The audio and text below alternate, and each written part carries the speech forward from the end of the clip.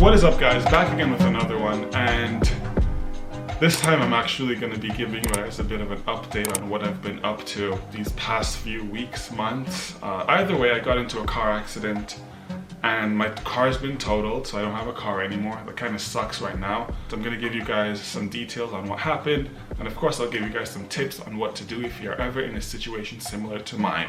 Now, what exactly happened, I'm going to touch on in a little bit. However, if you guys are new to this channel, definitely leave a like, definitely subscribe, and help me just leave a like. It's free. I'm trying to work my way back up the algorithm. I've been gone a while. I got into a car wreck.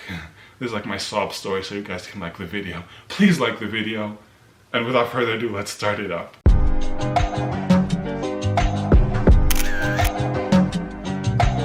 Alright, so as I touched on just a little bit earlier, I got into a car accident where my car is entirely wrecked, and I am essentially carless, and I will be for a while until I sort of figure things out on my end.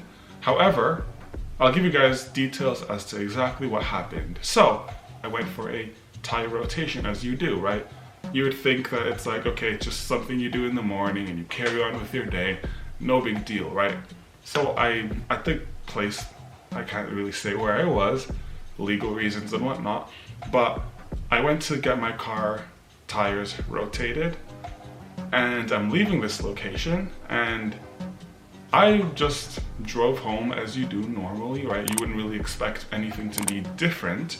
However, it turns out these people didn't rotate my tires the right way, meaning my car now doesn't have as much grip on the road as it normally would. And you guys see where this story is essentially going, right?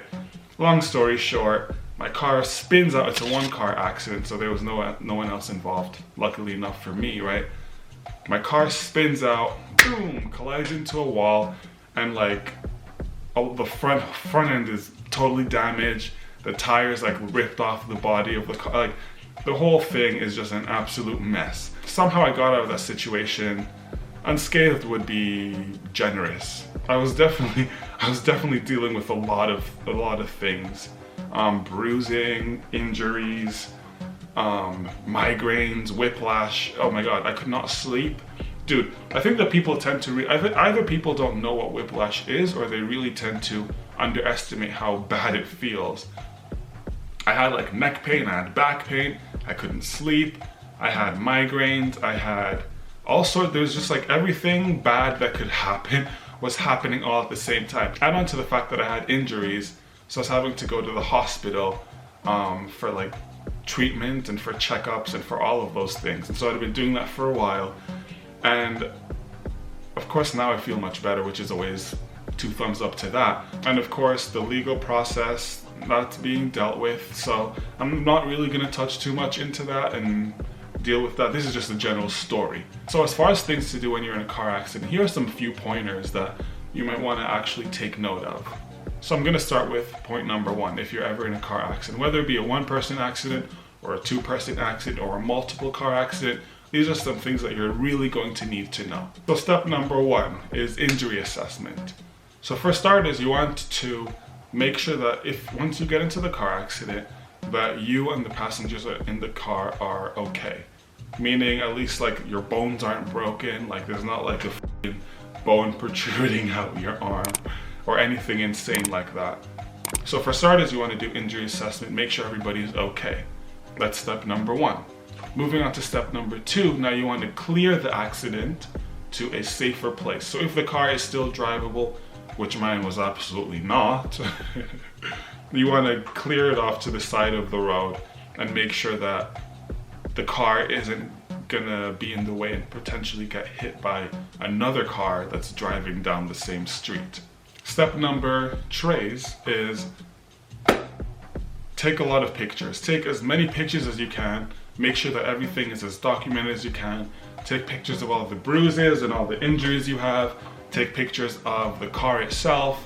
Now for the next step. If it's a multiple car accident, you want to take all the information from all the people who are involved in the accident. Most of this information that you're going to be collecting is to give to your insurance, so they have more than enough information if they want to go after the person or go after the company that didn't rotate your tires correctly. And last but not least, you want to call an accident lawyer. So I was actually put onto this by my sister.